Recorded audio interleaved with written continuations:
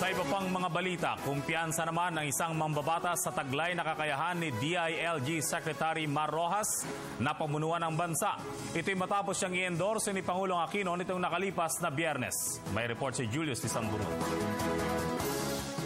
Dumadaan pa sa ngayon sa proseso ng Partido Liberal ang pagpili kung sino ang makakatambal ni Interior and Local Government Secretary Mar Rojas sa 2016. Ito ang siyang sinabi ni Caloocan City 2nd District Representative at Liberal Party Vice Chair for Political Affairs Edgardo Erice. Sa ngayon ay may proseso pa at dapat nating irespeto. Matagal pa naman ang filing of Certificate of Candidacies. We have enough time to determine who will be our Vice Presidential candidate. Sa ngayon ay kumpiyansa ang partidong kakayanin ni Rojas at magiging maganda ang karera nito sa pagkapangulo sa 2016 dahil sa taglay nitong malinis na record.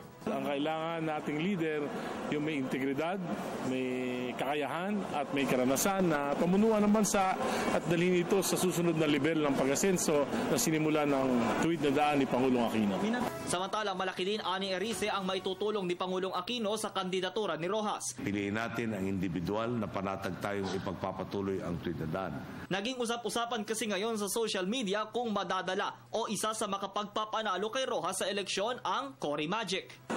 Si Secretary Rojas, kahit na hindi mataas ang ratings, pero siya yung pinakakwalipikado in terms of integrity, competence, and experience. So, siya ang pinili ng Pangulo. Pero pag nakilala lalo si Secretary Mar, yung magandang record, malinis ang record, walang korupsyon, ang makakapagpaangat kay Secretary Mar, ang kanyang sariling record. Para sa Telebisyon ng Bayan, ako si Julius Tisamburu.